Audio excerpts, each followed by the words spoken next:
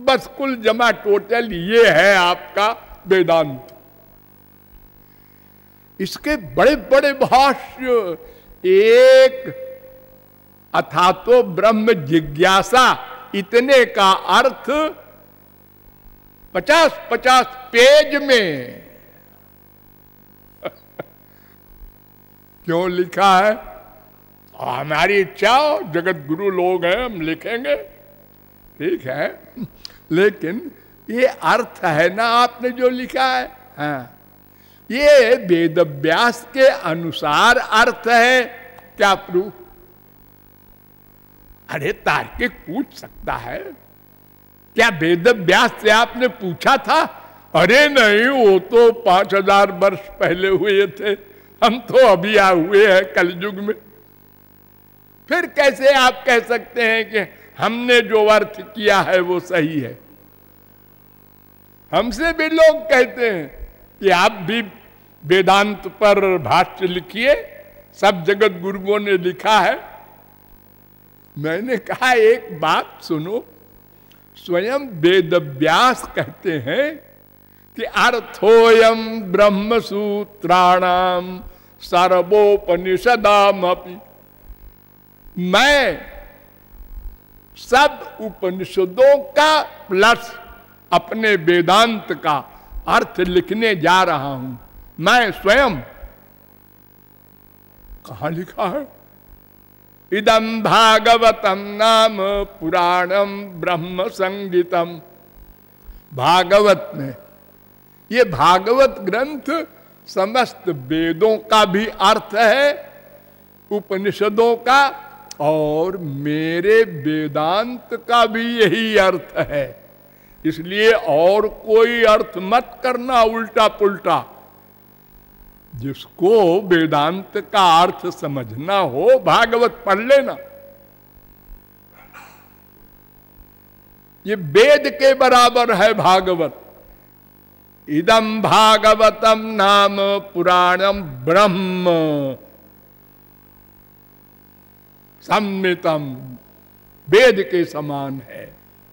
1:3:40 सर्व वेदेतिहासानाम सारम सारम समुद्रितम।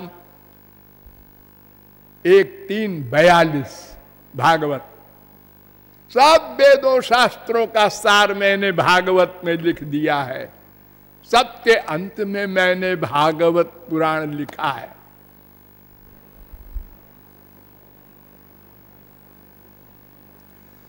तो भागवत के अनुसार भक्ति का विषय स्पष्ट हो सकता है। चलिए भागवत से विचार करें हम लोग। भागवत के पहले अध्याय में, पहले स्कंद के पहले अध्याय में ही शौनकादिक परमहंसों ने सूत जी से प्रश्न किया। प्रश्न करने वाले भी महापुरुषों के दादा, और जिससे प्रश्न किया वे भी महापुरुषों के दादा। शौनकादिक परमहंस थे, माया से परे, लेकिन हम लोगों के कल्याण के लिए उन्होंने प्रश्न किया। क्या प्रश्न? पुंसा में कांत ततश्रेयस्तन में संसितुमर्हसि। सूत जी महाराज, मनुष्यों का एकांतिक कल्याण किसमें है? यानी सदा को हो जाए, टेम्परेरी नहीं। टेम्परेरी कल्याण तो हम लोगों का रोज होता है, रोज होता है। हाँ, कब? जब आप गहरी नींद में सोते हैं, कल्याण हो गया। हाँ, हो गया। कोई दुख लगा गहरी नींद में? नहीं। कोई बेटा बेटी बीबी पति बाप मां कोई याद आए? आप भाड़ में जाए, कोई नहीं आए, आनंद में लेटे रहे। जब उठते हैं तो आप लोग यही कहते हैं ना, सुखमहम स्वाप्सम, आज बहुत बढ़िया नींद आई। बहुत बढ़िया नींद माने संसार शून्य। ये संसार ही तो हमको कष्ट दे रहा है। माँ से प्यार, बाप से प्यार, बेटे से प्यार, बीबी से प्यार, शरीर से प्यार, उसके दुख में दुखी, उसके दुख में दुखी, अपने दुख में दुखी, और गहरी नींद में छुट्टी। तो ये टेम्परेरी नहीं चाहिए। सूत जी महाराज, मनुष्य का सदा के लिए आनंद मिल जाए ऐसा मार्ग बताइए। लेकिन ठहरिए, ठहरिए, हाँ कुछ और भी कहना है हमको। क्या? प्रायेणाल्पायुषसभ्यो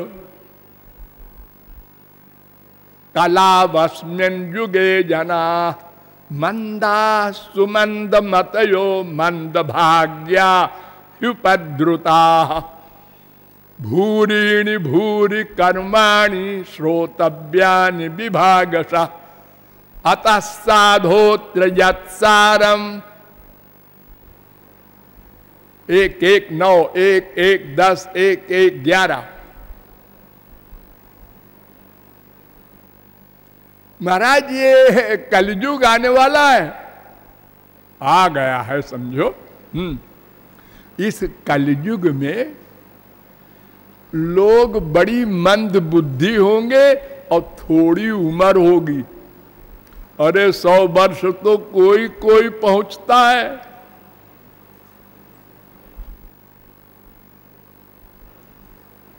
पहले जमाने में तो हजारों लाखों करोड़ों वर्ष की उम्र होती थी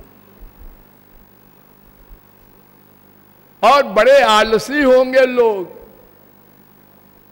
और भगवान की कामना वाले भी बहुत कम होंगे।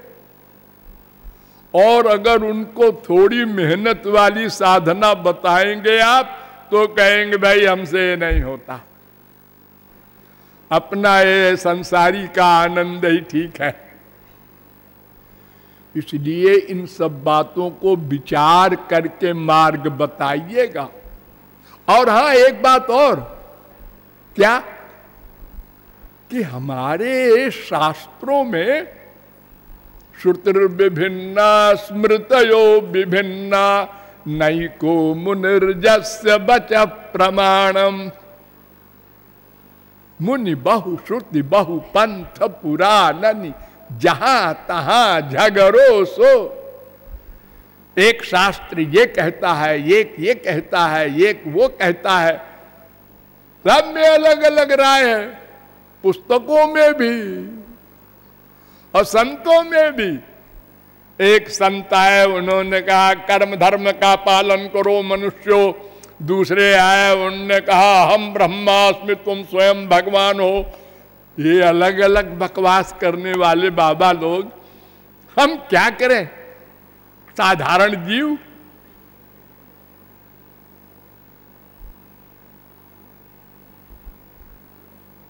तुलसीदास ने लिखा है कि श्रुति पुराण बहु कहु पाई छूटे ना अधिक अधिक अरुझाई।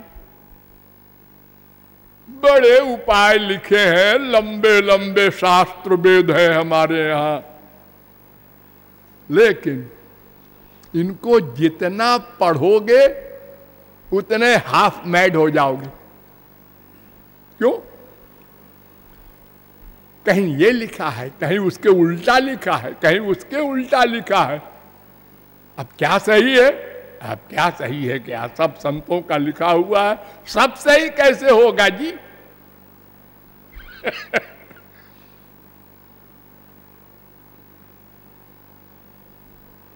अरे उद्धव सरी के परमहंस ने श्री कृष्ण भगवान से प्रश्न किया था, वदन्ति कृष्ण श्रेयांसी बहूनि ब्रह्मवादिनः तेषाम विकल्प प्राधान्य मुताहो एक मुख्यता। 11, 14, 1 श्री कृष्ण भगवान से प्रश्न कर रहे हैं, उद्धव ज्ञानी महाराज, हमारे भारत में शास्त्रों में गधों की बात नहीं करते, कल्याण के अलग अलग मार्ग लिखे हैं, एक दूसरे के विपरीत। एक कहता है कर्म धर्म का पालन करो, एक कहता है घोर मूर्ख है जो कर्म धर्म का पालन करते हैं।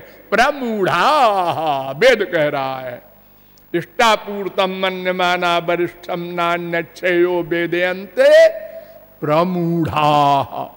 वो घोर मूर्ख है जो कर्म धर्म का पालन करते हैं। और सुनो, एक आए योगी मार्ग, कहते हैं प्राणायाम करो। शंकराचार्य कहते हैं अज्ञानाम घ्राण पीडनम, मूर्ख लोग नाक पकड़ते हैं, प्राणायाम करते हैं। इससे क्या होना जाना है, व्यायाम करने से। सब अलग अलग।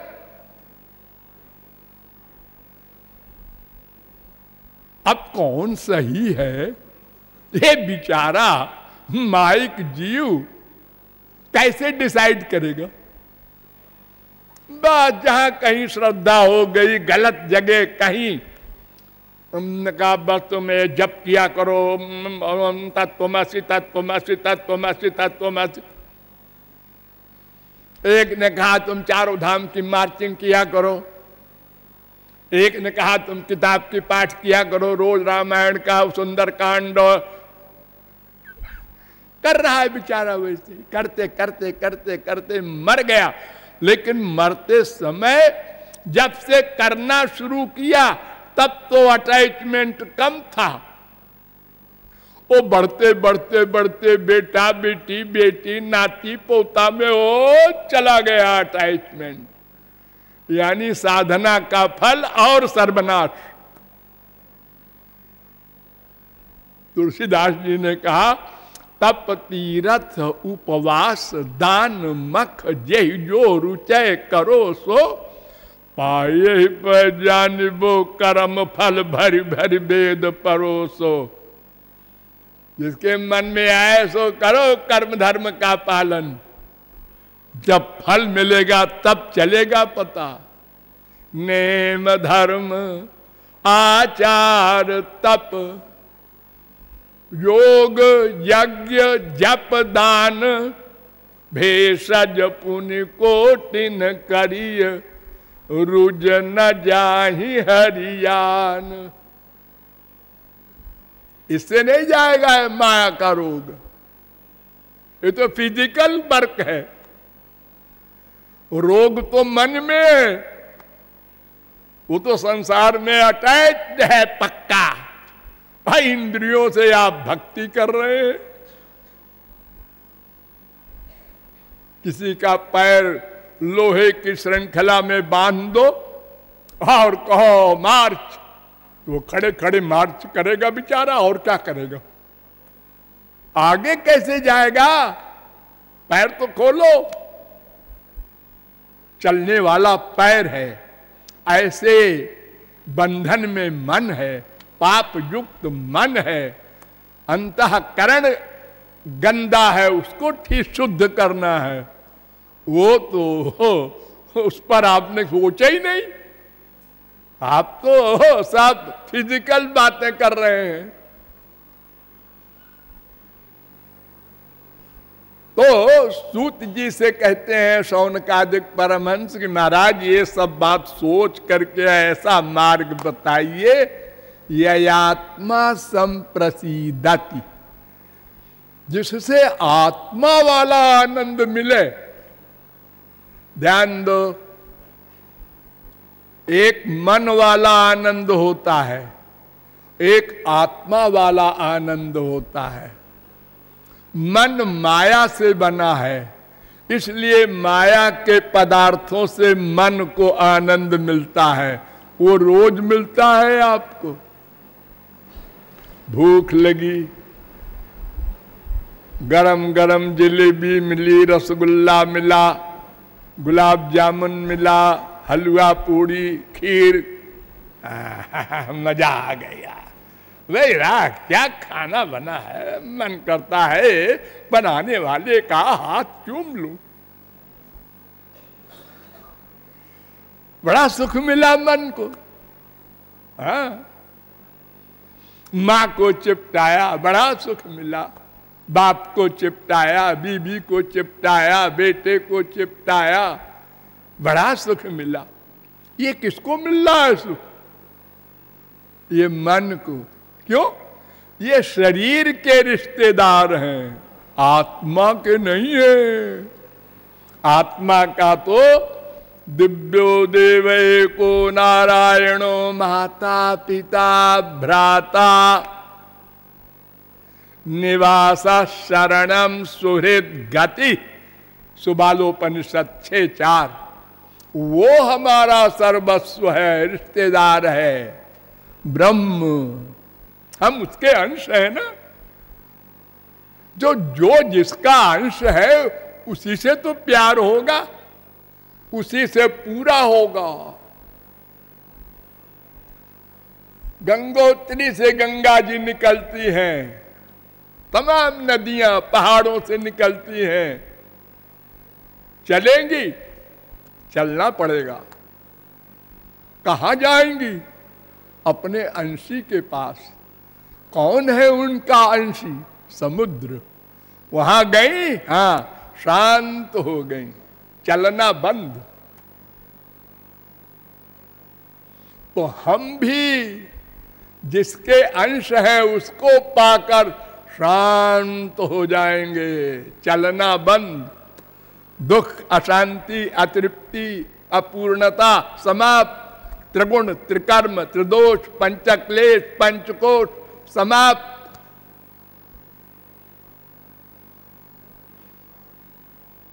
ये आत्मा का सुख होता है।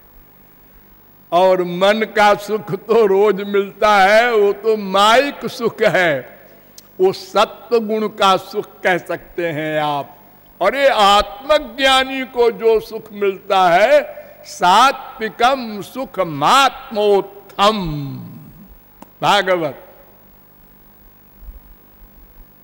11:25-29। सत्वात् संजायते ज्ञानम। सत्व गुण का सुख है ये जो ज्ञानियों को मिलता है समाधि में। समाधि, आत्मविस्मृति ही समाधि, जिसके लिए वेद कहता है मंडल ब्राह्मणोपनिषद 1:10।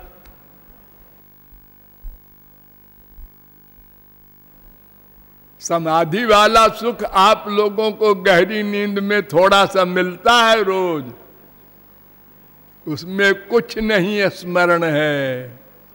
ऐसे ही होती है समाधि। लेकिन जब समाधि से उठा तो जैसे आप गहरी नींद से उठते हैं तो फिर संसार, अरे वो उसका ऐसा हो गया, अरे वहां ऐसा हो रहा है, अरे बेटे का ये हो गया, अरे बाप का ऐसा हो गया, वो सारा संसार का टेंशन उठते ही आ गया। ऐसे ही समाधि में भी होता है। समाधि से उठा, संसार ने पकड़ा उसको, माया ने, और काम क्रोध लोभ मोह के हवाले कर दिया। ये जो माया के सेनापति लोग हैं। तो सूत जी महाराज, कलयुग के मनुष्यों में बड़ी कमजोरियां हैं, उनको देखकर ऐसा मार्ग बताइए जो सदा के लिए कल्याणकारी हो, प्लस आत्मा वाला दिव्यानंद परमानंद दे सके, सदा को दुख निवृत्ति कर सके, सदा को परमानंद दे सके। ऐसा मार्ग कृपा करके बताइए।